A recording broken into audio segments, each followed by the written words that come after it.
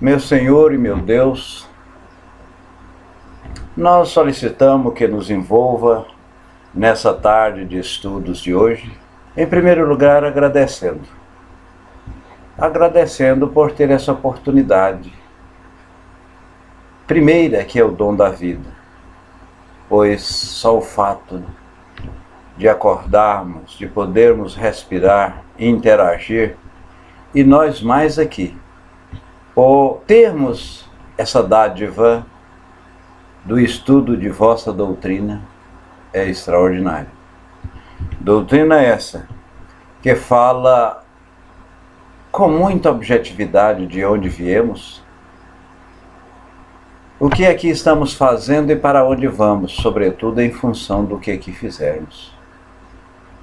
Que a espiritualidade, em nome de Francisco Xavier e Maria Santíssima, mentores dessa sala, nos conduzam, nos intuem, sempre, como sempre pedimos, ao propósito de bem servir. Que tenhamos uma tarde de estudo muito bom. Muito bem, meus irmãos. Eu gostaria de um retorno, então o som está razoável, né? Porque a nossa par, ela não está ouvindo, ou pelo menos não deu esse retorno. Novamente eu pergunto, o som está razoável? Fernando, por gentileza, escolha um número para nós, de 1 a 288. Que bom, Tico-Teco, que bom. Número 235. E vamos passar nesse momento, nosso amigo Fernando escolheu 235,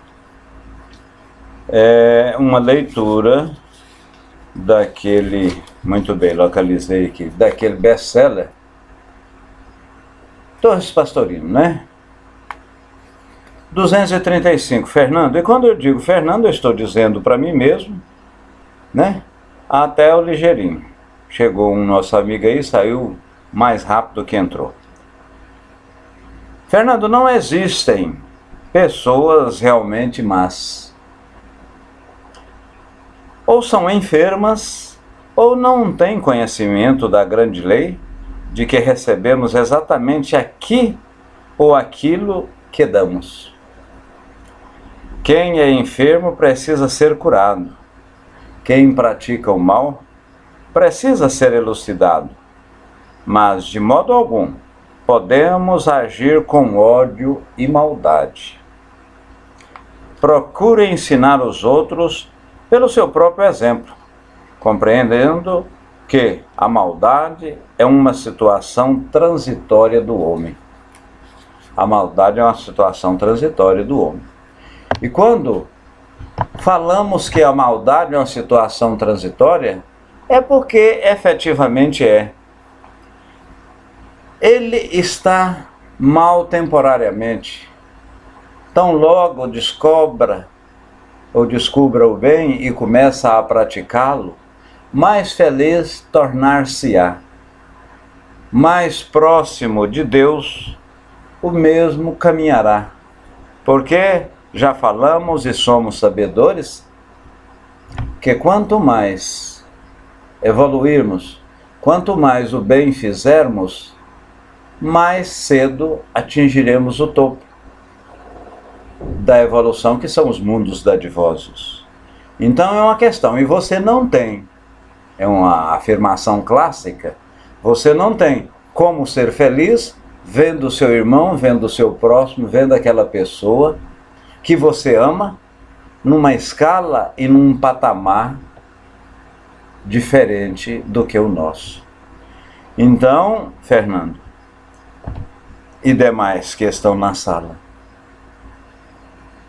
essas doenças, essas dores, essas mazelas que muitas vezes nós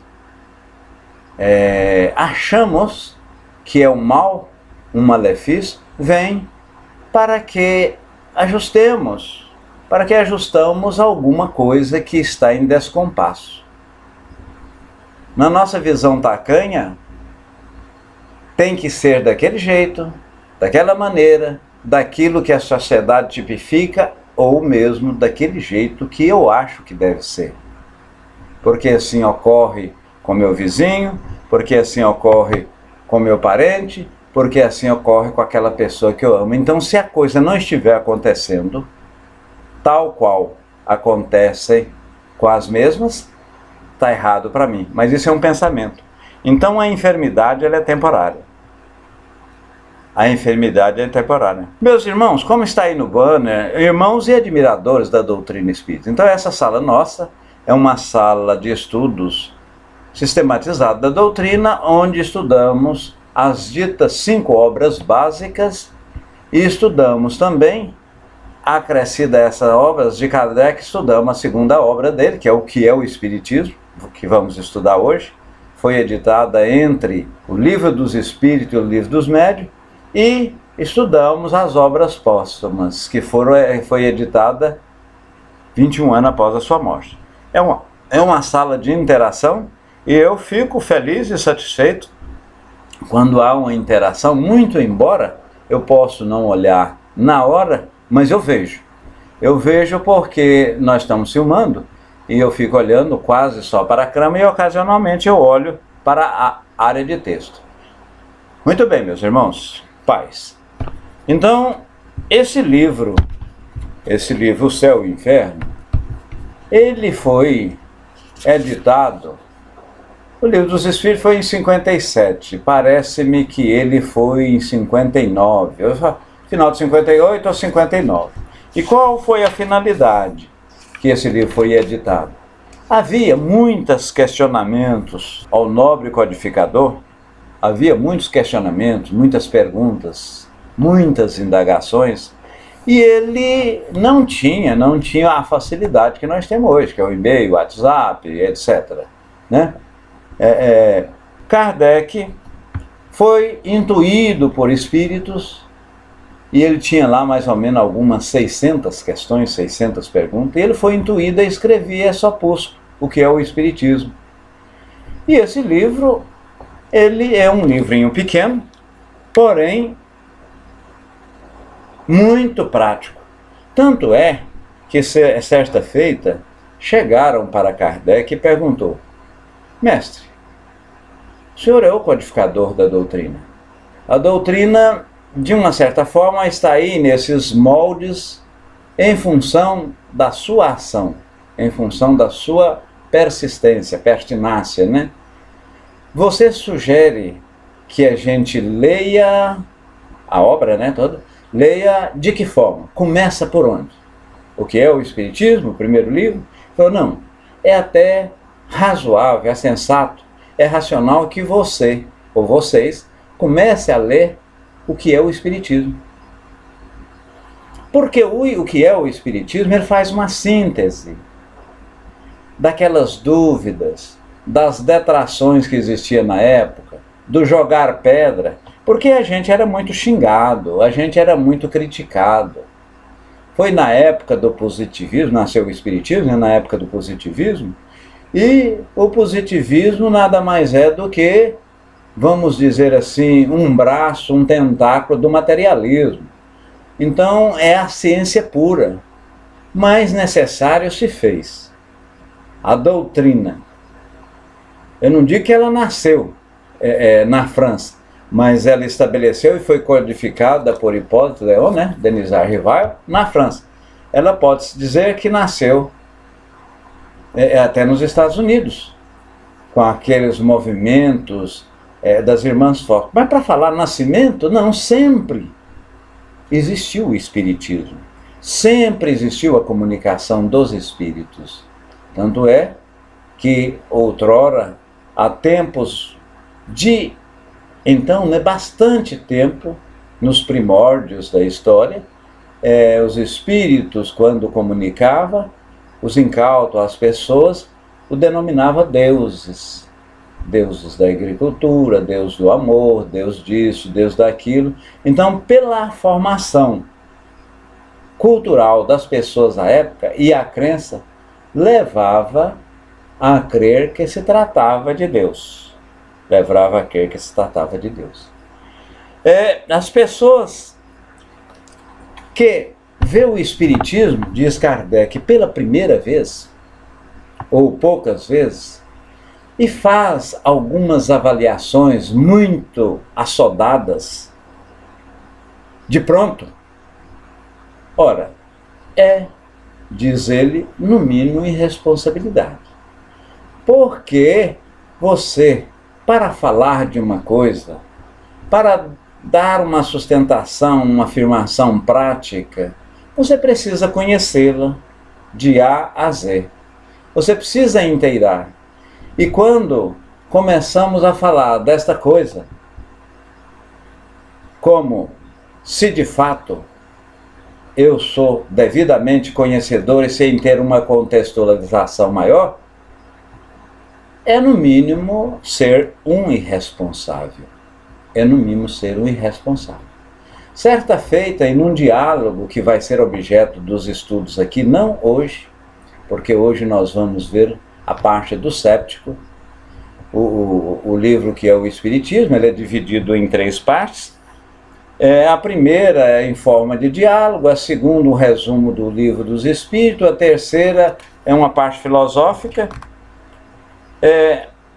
O segundo capítulo, ele é consagrado à exposição sumária das partes da ciência prática. Seria mais assim o Livro dos Médiuns, né? Aonde comunica com os espíritos. Muito bem, Fernando e Tico Teco e Regina, e as pessoas que estão aí, me dê essa assistência. A Xanriela está com um problema técnico lá, não está conseguindo nem ouvir. Em resumo, não é somente útil para os iniciantes que poderão nele em pouco tempo e sem muito esforço aurir noções, ou pelo menos essas nossas noções primeiras, porque é a coisa mais chata que tem o cidadão se arvorar em ter devido conhecimento de alguma coisa sem na realidade ter. Ou seja, você começa a falar, você começa a criticar, você diz isso não é assim, isso não é daquela, deveria ser daquela outra forma. No entanto, ele não tem essa contextualização, ele não tem essa dinamização, né? Não conhece. Como você pode falar, isso aqui me veio, essa inspiração aqui, se uma laranja é doce ou azeda, se ela é muito cítrica, se dói os dentes após uma limpeza, se você não experimentá-la. Ah, sim, eu experimentei. Fiz. Aí ela começou a provocar essas dores na gengiva ou no próprio dente. Aí assim eu sei, olha, se eu estou fazendo um tratamento dentário de clareamento, se eu começo a ingerir alguma coisa cítrica, e limão, laranja, mexerica, são frutas cítricas, dói a dentina, né? Porque o esmalte ele fica assim um pouco combalido pela corrosividade do remédio aplicado. Pois bem, aí eu experimentei a laranja. Tudo bem, eu posso falar, mas eu jamais posso falar da doutrina, que é uma ciência de alguma coisa que na verdade eu desconheço. Então o primeiro diálogo, ele foi com o crítico. O crítico, nessa primeira parte do livro, tem o crítico, o séptico e o padre. O crítico são aquelas pessoas que criticam por criticar, a minha verdade é a que eu tenho, a verdade absoluta, muitas vezes até assim, ele impregna para si que a verdade absoluta é a dele.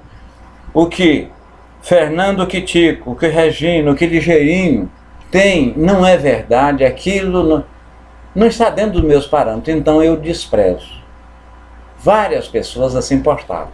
O séptico, que na verdade é aquele que não acredita, ou muitas vezes pode acreditar, mas não leva a termo aquelas orientações. E por fim o padre, que é o religioso, que tem é imbuído da doutrina dogmática, né, e já tem pré-estabelecido a sua filosofia, a sua base doutrinária. Então, se eu conheço aqui, eu tenho isso como parâmetro, eu tenho isso como base filosófica da minha vida, eu não vou ouvir, eu não vou aderir ao que esse cidadão Kardec, né, está nos dizendo, ou foi codificado. Então observe aqui um crítico, um que não acredita em nada e outro já assim que tem os seus fundamentos religiosos impregnados e portanto não quer. Ele pegou dentro dessas 600 questões contemplando isso. O diálogo com... então esse visitante chega para Kardec e diz o seguinte: eu compreendo, senhor Kardec, senhor Rivaio, a utilidade dos estudos sérios que o senhor tem implementado junto a essa doutrina, né?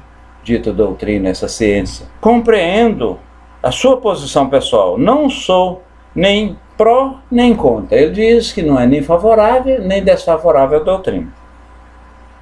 Alguns assuntos chega-me a citar, chega-me, né, a questionar, chega-me colocar à frente.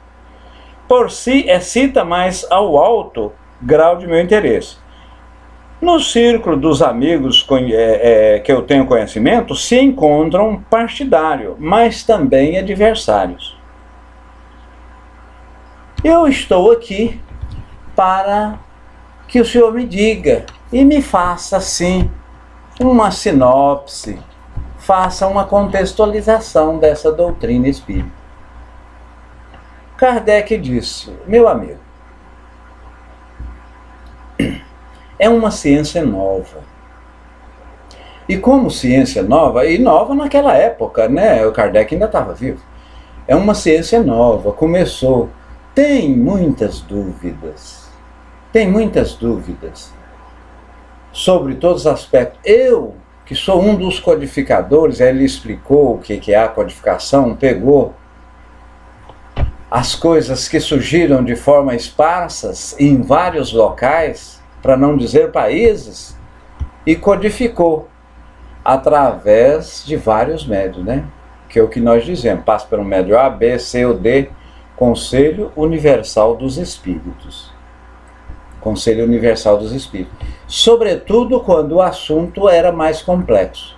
Passava pelo médio X, pelo médio Y, e muitas vezes aquilo que nós chamamos mediúnica hoje era estudado na Sociedade de Estudo de Paris.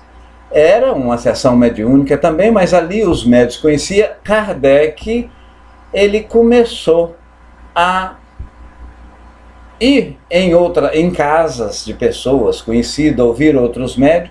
O certo é que não veio para as obras básicas esses assuntos mais polêmicos, nenhum que fosse, ou que não passou por 5, 6 ou 10 médios. Por isso que é chamado Conselho Universal dos Espíritos. Kardec falou assim: não, eu vou dar uma contextualização, vou pelo menos falar das coisas básicas, mas o ideal era aquilo que nós tínhamos falado no início dos nossos estudos. O ideal seria você ter estudado mais, até para facilitar o seu questionamento e para a gente, de uma certa forma, ir nos pontos os pontos mais delicados, vamos dizer assim, e você, tendo lido, não ficaria com tamanha dúvida. Ele disse que serve-a um grande prazer e começou a responder ao séptico. E dentro dessa resposta ao cético, o cético perguntou: mas espera aí, para que esse neologismo? Neologismo é o inventor de palavras, né? Aquela pessoa que inventa uma palavra nova é denominado neologista. Por que, senhor Kardec, denominar espiritismo para uma coisa que já existe há muito tempo? e nós todos sabemos que é o espiritualismo. Que é o espiritualismo. Aí inventou a palavra espírita e espiritismo, não precisava disso, Sr. Kardec. Muito bem, disse Kardec, que para uma coisa nova, necessária, se faz também palavras novas. Mas não é só palavra. E ele disse e fez uma explicação do que vinha a ser o espiritualismo. E ele disse que nos dicionários da época, espiritualismo é aquela pessoa cuja alma, cujo espírito, cujo aquilo que anima a vida, acredita que existe alguma coisa pós-morte. Existe alguma coisa posteriormente à morte. Mas o fato de a pessoa acreditar que alguma coisa anima ou tem vida após a morte, que seja espírito, alma ou alguma centelha, daí não significa dizer que acredita no espiritismo. Ou seja, porque o espiritismo é uma ciência que estuda as leis ou a comunicação dos espíritos dos dois planos, ou seja, do plano corpóreo para o plano incorpóreo, e o desdobramento dessas relações. O fato de estudar, que é o caso mediúnico, eu não tenho o espiritualismo, não precisa acreditar no espírito propriamente dito, nem na comunicação dos espíritos. Então eu teria de ser redundante até em falar, Catinha, seja bem-vindo. Seria redundante em dizer o seguinte: quando alguém me perguntasse, isso quem está falando Kardec, eu obviamente estou falando sobre a minha emoção, qual a doutrina filosófica, qual a religião, qual a seita religiosa que você pertence ou pratica, forçoso era eu afirmar que sou um espírita espiritualista. Como é que é? Um espiritualista espírita, né? Seria uma redundância.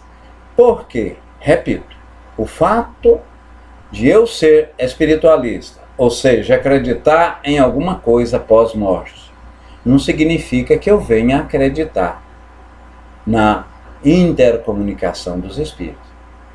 E nós sabemos até que existe a intercomunicação via sono, né? Eu posso comunicar-me muito bem com você que está aí nos Estados Unidos, na França, e estando aqui. De que forma, meu irmão X? Via sono. Via sono. O som está chegando bom, eu estou achando a sala muito quietinha, tudo. Mais à frente, o espiritualismo espiritualista são as palavras inglesas empregadas nos Estados Unidos, desde o início das manifestações.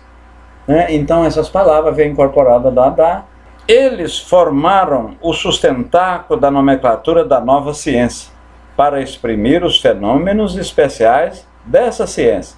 Foram precisos termos especiais. O espiritismo tem, de hoje em diante, sua nomenclatura, como a química, a astronomia tem. Então, hoje fala-se em espiritismo, as pessoas já entendem o que é efetivamente espiritismo. Dissidências. Dentro isso também é o séptico, né? O séptico falando. O visitante diz: essas diversidades, na crença do que chamais uma ciência, me parece ser uma condenação. Se essa ciência se repousasse sobre fatos positivos, não deveria ser a mesma na América como na Europa? Porque, na verdade, meus irmãos, quando a manifestação dos espíritos começaram, aliás, sempre tiveram, como começou a ser estudada, e num primeiro momento foi estudado em salões de festa como como uma brincadeira, como uma pilhéria, como querendo descobrir, ora, o que é fulano de tal gosta de mim, eu gosto de fulano de tal, devo casar-me com ele, devo ou não realizar esse negócio, foi mais com esse fito. Ora, nos Estados Unidos também tinha essas perguntas, essas reuniões, Inglaterra, e lá na França, Kardec, ao deparar com esses ditos fenômenos, começou por antever, por ver que por detrás dos mesmos existia coisas sérias. Existia coisas sérias. Existia coisa séria. Aí ele pergunta como? Se lá, aqui, lá na Inglaterra tem coisas diferentes. Kardec respondeu: isso eu responderei primeiro, que essa diferença está mais na forma do que no fundo. E na verdade, o próprio Livro dos Espíritos fala: como sou sabedor que esse espírito que manifesta é um espírito de bem. É a resposta dos imortais disseram: vamos preocupar com o fundo e não com a forma. Eu pertenço a um centro espírita e lá faz-se aquilo que outrora Chico fazia lá em Pedro Leopoldo, e lá ainda tem essa prática, e alguns poucos centros ainda tem, o nosso pratica. Começa a sessão pública 8 horas, mas das 19h30 às 8 horas tem aquele, vamos dizer assim, um momento psicográfico. Está 1 ou 2 médios lá, e há necessidade de se colocar ou de solicitar a pôr o nome num papel, muito embora lá tenha num caderno, relativamente ao desencarnado, qual a relação dele contigo, se é pai, se é irmão, se é tio? Não, não há. Mas no momento que você o faz, você está evocando. E nós somos sabedores que, e Chico falou isso com uma, não digo prudência, de forma bastante utilitária, quando uma mãe chegou desesperada lá, querendo sobremaneira que ele psicografasse uma carta de um filho, ele disse: minha senhora, o telefone toca de lá para cá. Então não depende de mim e não depende do seu filho, porque ele pode estar num posicionamento aonde pode não ter o merecimento, ou ele não querer, ou não ser autorizado a tal. Então, coloca-se o nome no livro para, de uma certa forma, fazer essa evocação. E muitas vezes, eu digo isso de cátedra, porque eu digito, né, as cartas, o nome das cartas, o nome dos beneficiários das cartas psicografadas, e coloco no mural, para ficar fácil, né? Eu digo para vocês que tem, pega-se lá uma faixa de 30%, 40%, e muitas vezes a pessoa não solicita e tem lá.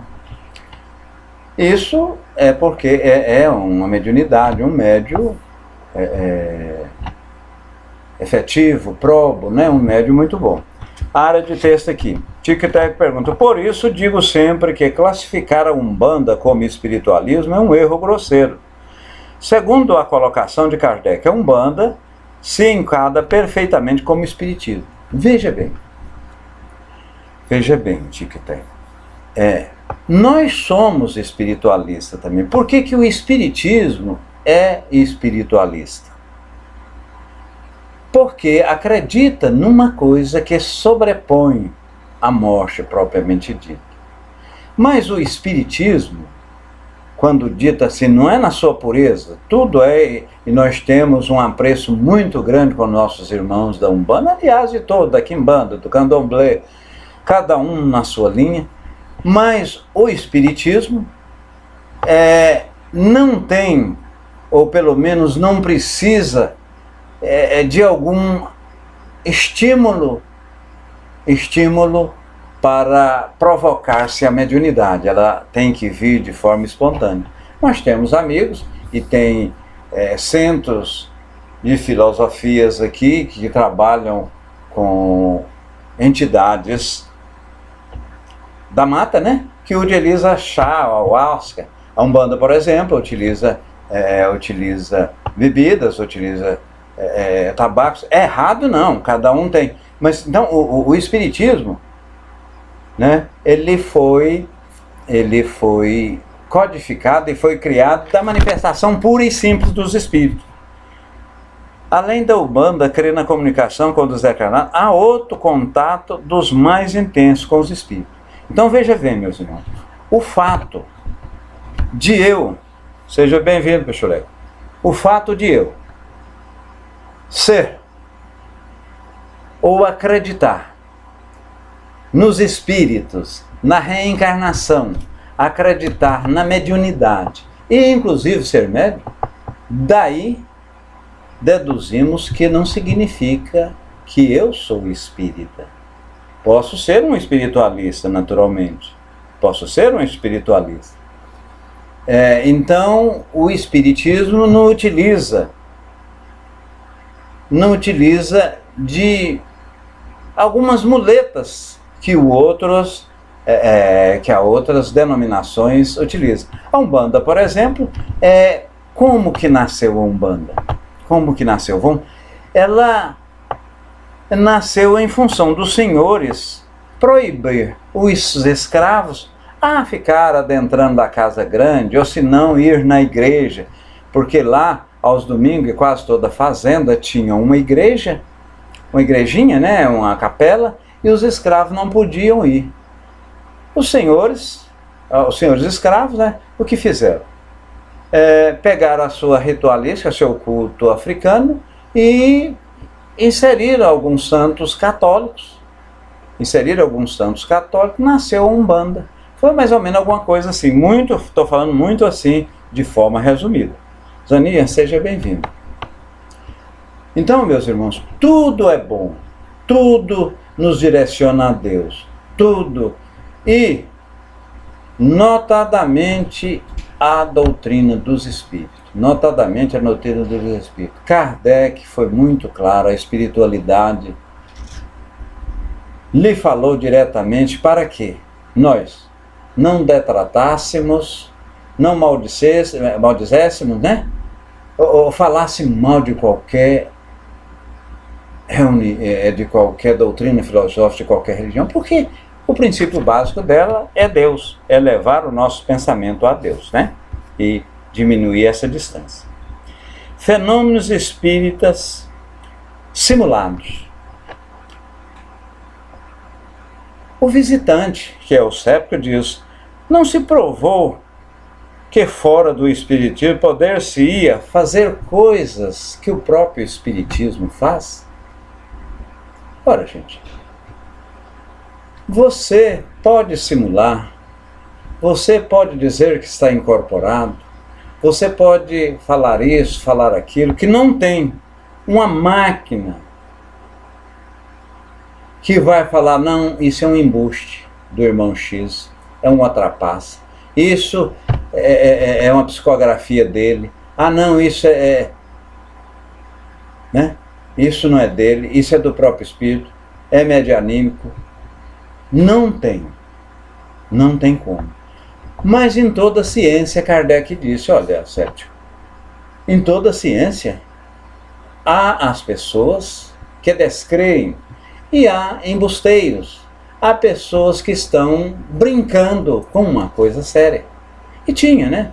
Porque o mágico, o prestidigitador, ele pode muito bem, aproveitando dos incautos e das pessoas que ele tem, fazer determinadas ações, implementar determinadas coisas e cognominar-se que foi o espírito que fez aquilo. Por exemplo, eu pego 3 bolinhas, coloco na mão, olha, está aqui, tem 3 bolinhas, abro, tem 2. Então, para vocês verem, eu desmaterializei uma bolinha. O espiritismo faz essa desmaterialização, mas isso é um embuste, como eu fiz aqui, é uma trapaça.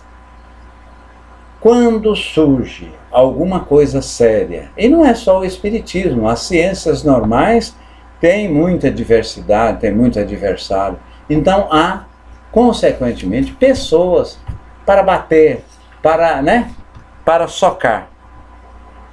Do fato de se poder imitar uma coisa, diz Kardec, não se segue que ela não exista. Que direis da lógica daqueles que pretendem que, porque se faz vinho de champanhe, eu não posso dar água de determinado local lá? Eu não posso fazer vinho com a água lá do Rio Jordão, ou de qualquer outro. A divisão, nesse aspecto, e ligeirinho o Tico-Teco coloca, enfraquece. A divisão só enfraquece. Porque quando divide, torna fraco. E Kardec já era preocupado muito com isso, e nós vamos ver esse estudo, eu não sei se é Obras Póstumas, final Gênesis, não, é Obras Póstumas, quando ele fala das bases do Espiritismo. Kardec já estava muito preocupado, porque os seus detratores e as pessoas que estavam combatendo o Espiritismo, sobremaneira, estava falando que Kardec estava vendendo os livros muito caros, estava falando que Kardec estava sobrevivendo, estava falando isso, estava falando aquilo, que eu tenho condições de imprimir esses livros e vendê-los mais barato, e já começou a haver divisão. Tanto é que a revista de estudo espírita, a revista espírita, ela, não sei se foi mais 3 ou 4 anos depois, 3 anos, 2 anos, parou de ser editado. Porque, dado essa divisão, aqui no Brasil mesmo, aqui no Brasil estava muito dividido, e vocês lembram, né, Ligeirinho? Quem foi um dos responsáveis pela união? Aquele presidente da FEB, por 2 vezes, o Bezerra de Menezes. Aí as pessoas até dizem, gente, mas o Bezerra de Menezes, Francisco Xavier, deu um viés muito religioso à doutrina. Felizmente até deu, eu até concordo, mas se não fosse esse viés religioso, a doutrina não tinha morrido, como na França, nos Estados Unidos e na Inglaterra, sobretudo na França, né? Hoje fala-se alguma coisa de espiritismo, em Portugal, na Europa, nos restos não tem. Tem espiritismo de pessoas brasileiras que lá estão, por causa da divisão, por causa da divisão. Se não fosse a divisão, todos estariam melhor, e realmente estavam. Mas agora temos que respeitar, né, Tico e Teco?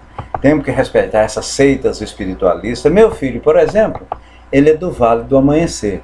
Eu fui lá umas 4 vezes, uma coisa extraordinária. Já fui na Umbanda, conheço pouco.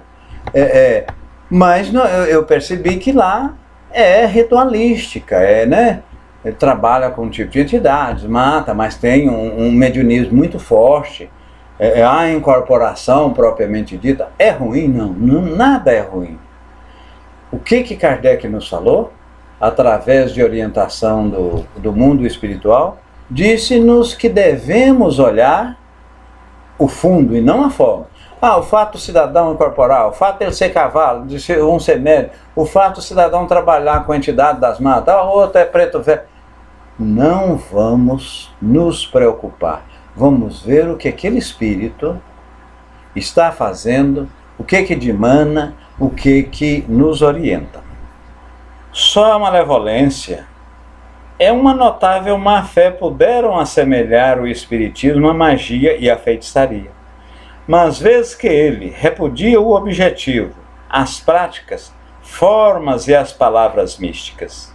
Há mesmos que não temem comparar as reuniões espíritas às assembleias de sábado. É justamente isso que passa. Se houvesse aqui um desses loucos, eu perguntaria o que eles se reconhecessem nesse quadro. Então veja bem que não é o fato de aquela reunião doutrinária, não é o fato daquela filosofia para estar fazendo isso ou aquilo, fazendo errado, que eu vou comparar o espiritismo, né? Que eu vou comparar o espiritismo. Então, o fato de detratar-se, o fato de fazer isso ou aquilo determinada seita religiosa e ser comparado isso com o espiritismo, não deve. Não deve. Respeitamos todas as religiões, respeitamos todas as doutrinas, porém, espiritismo é uma coisa e o espiritualismo é outra.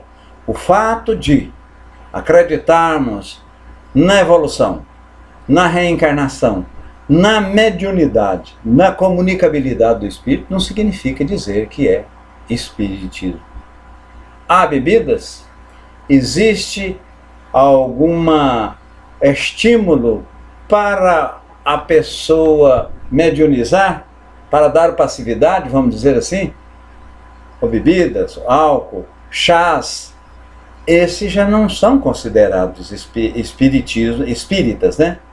Conforme assim Kardec cognominou, como no início do nosso estudo estávamos falando. Oposição da ciência. O visitante, ele chega para Kardec e diz o seguinte: vós dizeis que vos apoiais sobre fatos, mas se vos opõe à opinião dos sábios que os contestam, ou que explicam de maneira diversa da vossa, como é que se importa? É bom ressaltar novamente, ele foi codificado na França, no fervor do positivismo, que nós falamos que é um braço do materialismo, onde as inteligências efervesciam na França, e era necessário que assim fosse, porquanto os sábios ali estavam.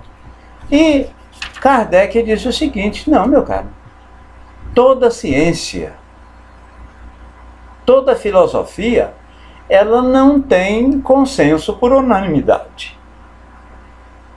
Não tem consenso por unanimidade. Então, nem todos advogam os mesmos princípios de uma filosofia, de uma matemática, de uma medicina.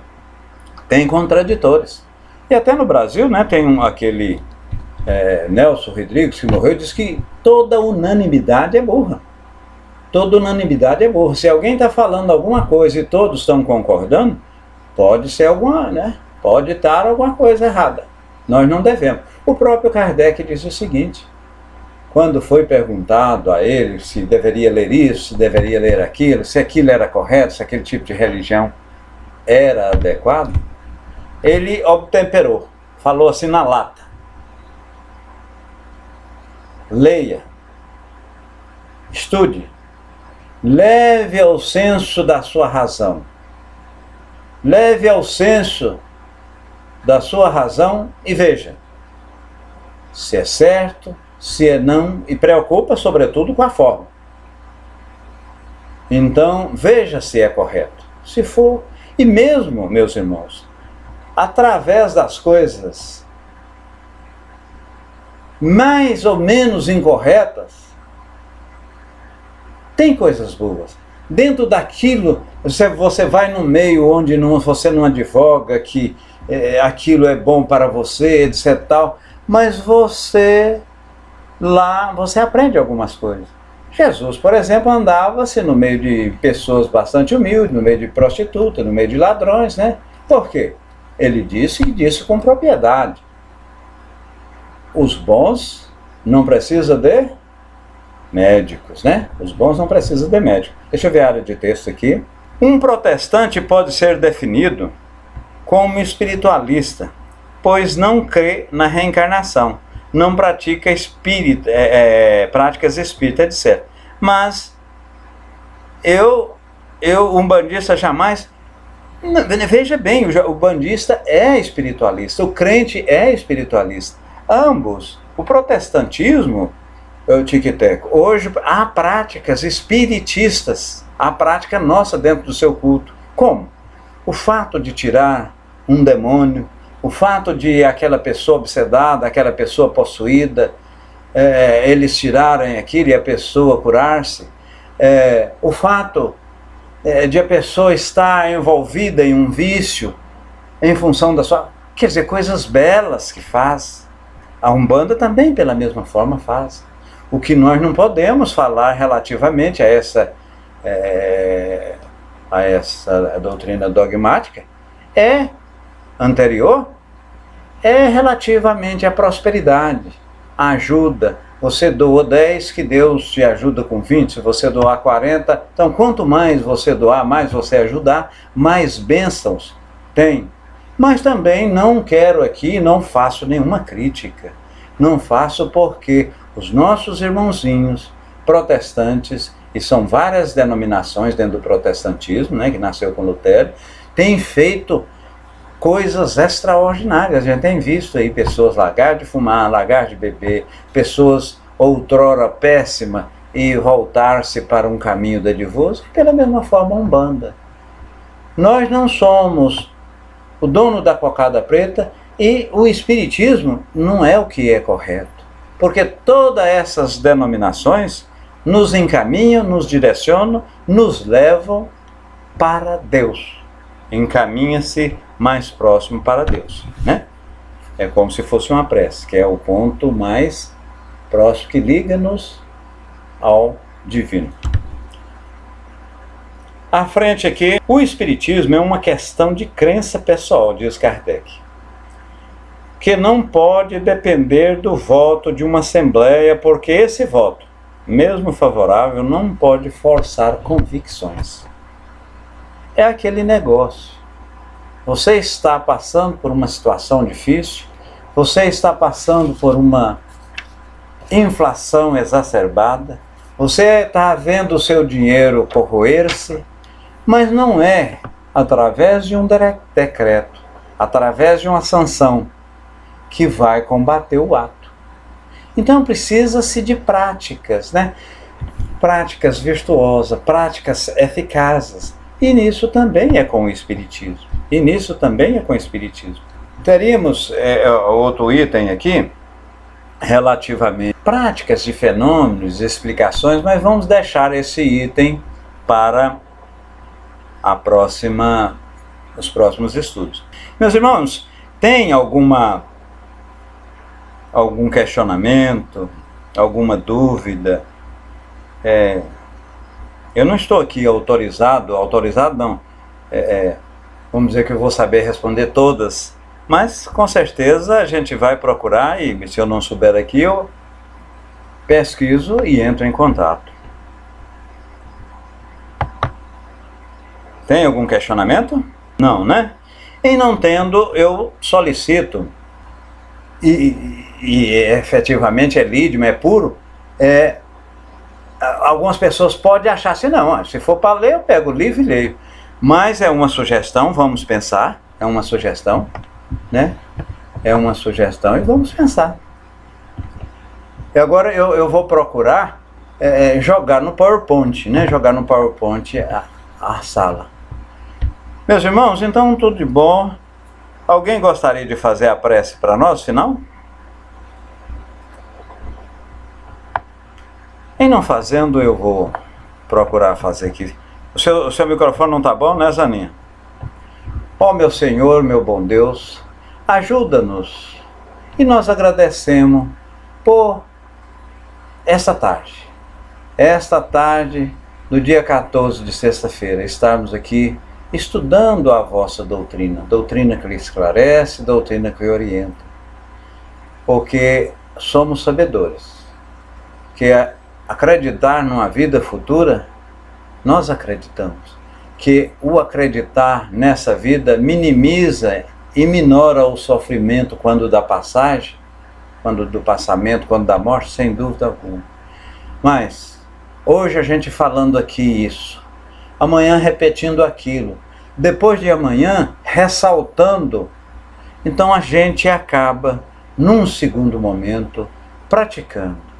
Porque é uma bênção, Senhor, é uma bênção ter a oportunidade de relacionar com os vossos escritos, os vossos ensinamentos, vossos escritos não, porque vós não escrevestes nada, mas através de Kardec, através do Espírito Verdade, né? Ou da pleiade de Espírito capitaneado pelo Espírito Verdade, que é Jesus, nós podemos ver a doutrina cujo véu foi suspenso, cujo véu foi dissipado. Uma coisa límpida, clara, e assim agradecemos. E, pela mesma forma, irmãos, é importante ressaltar que, ao tomar conhecimento, ao inteirar-se desses novos conhecimentos, introjetar, a gente passa a ter maior responsabilidade, porque aí a gente fica efetivamente sabendo a extensão do mal que pode causar o bem que deixamos de praticar. Muita luz, muita paz, sejam-se abraçados. Eu amo a doutrina e amo por consequência vocês. Abraço nos dois planos da existência. Tudo, mas tudo de bom. Um beijo. Meus irmãos, então tá. Eu agradeço a participação de todos. Vamos fechar a nossa sala. Mas eu vou pensar, Tico e Teco, vamos conversar relativamente a essa sugestão sua, porque a sala, como é nossa, né? A gente precisa dessas sugestões mesmo, para melhorar. Gente, um beijão e eu estou fechando a sala. Tudo, mas tudo de bom mesmo.